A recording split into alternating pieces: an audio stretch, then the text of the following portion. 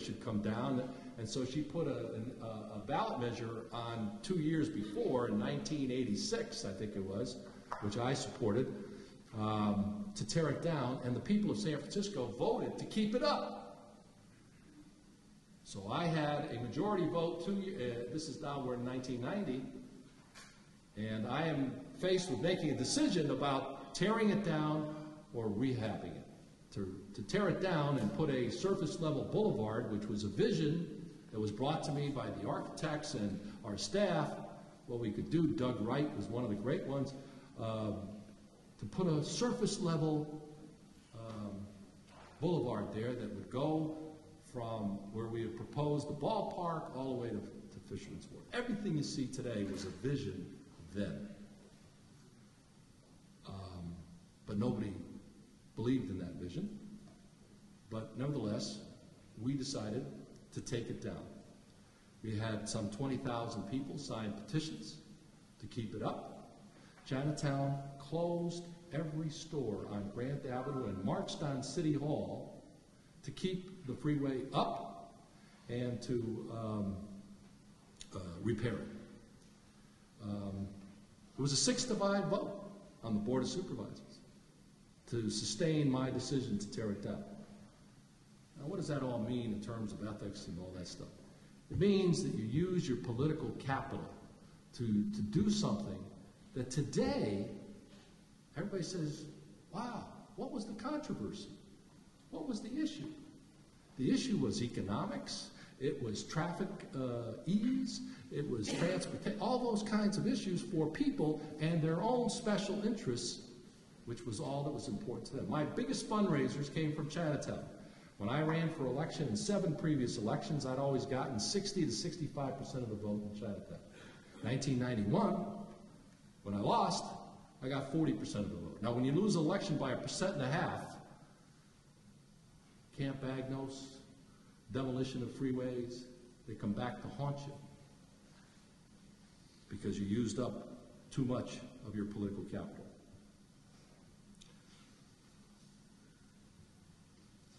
I wouldn't change a thing. As I said, it was the hardest work I ever did. Just when I was on the radio a lot, and Ron Owens, who all of you know on KGO television, had me on radio, had me on his program, and I got called by one caller who was roasting me up one side and down the other for everything that he could think of, whether it was the homeless or streets or whatever it might be. And even Ron Owens, who was not my biggest fan, said, well, you got to admit, the mayor did a pretty good job during the earthquake. This caller didn't miss a trick. He said, yeah, but that only lasted 17 seconds. I believe that San Francisco has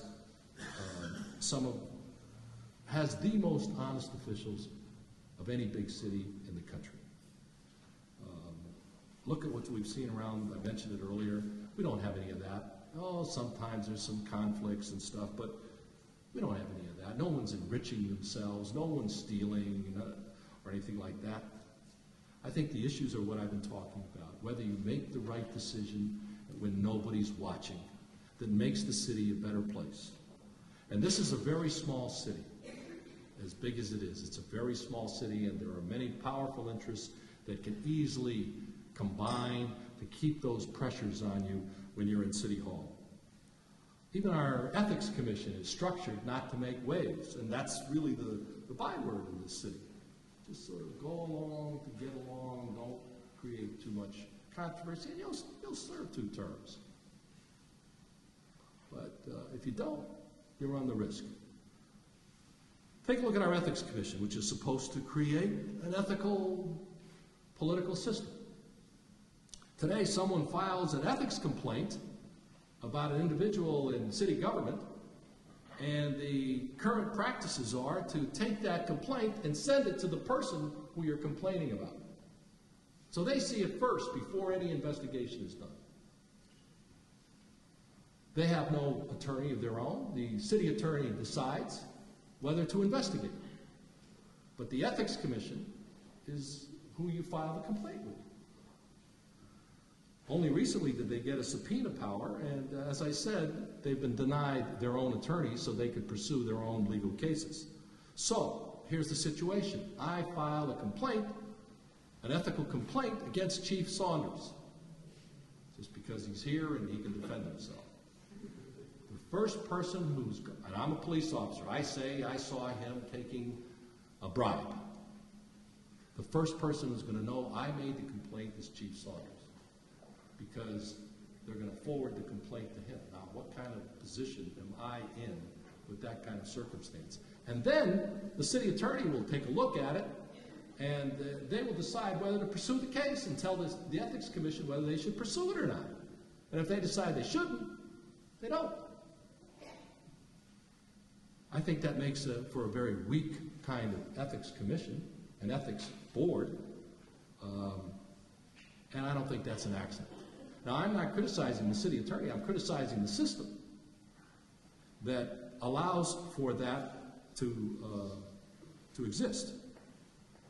I think there's an obvious conflict when a city attorney who runs for election and has to go and do all the things that all of us politicians would do is the one who's making decisions about whether we pursue an ethics case or not. It has to be an independent, separate organization like the Ethics Commission who serve a defined term and then leave with the proper enforcement and supportive personnel.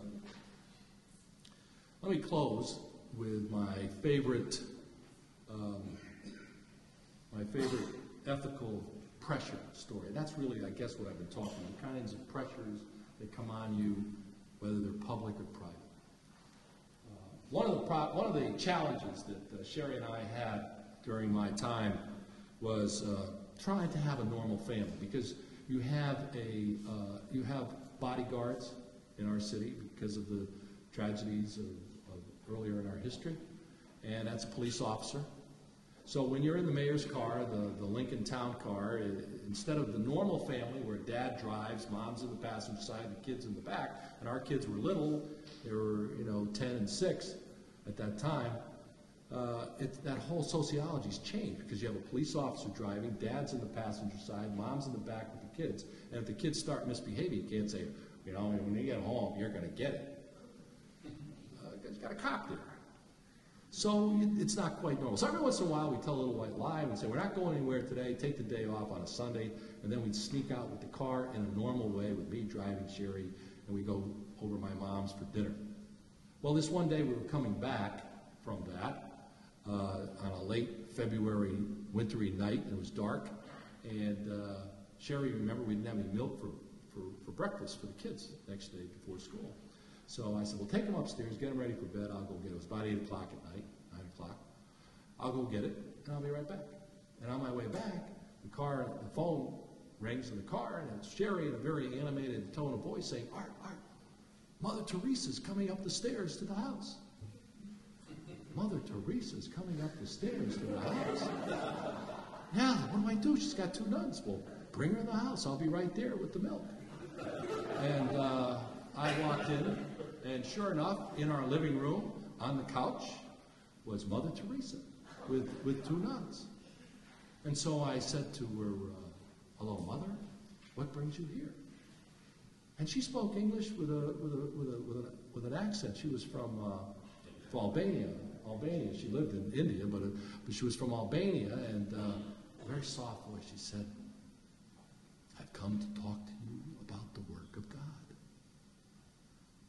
Well, I wasn't about to use any more of my political capital on any tough decisions, so I said, and what is it, Mother Teresa? She says, well, there's this building that I have found that I want you to give me. Where is it? She described where it was, and I thought I knew where it was. It was an old brick building. It's still there. It's on Fillmore and Turk.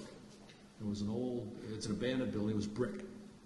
And someone had told her it was a city-owned building, so she wanted me to give it to her because she had several facilities for the homeless, and she wanted to create one with this building.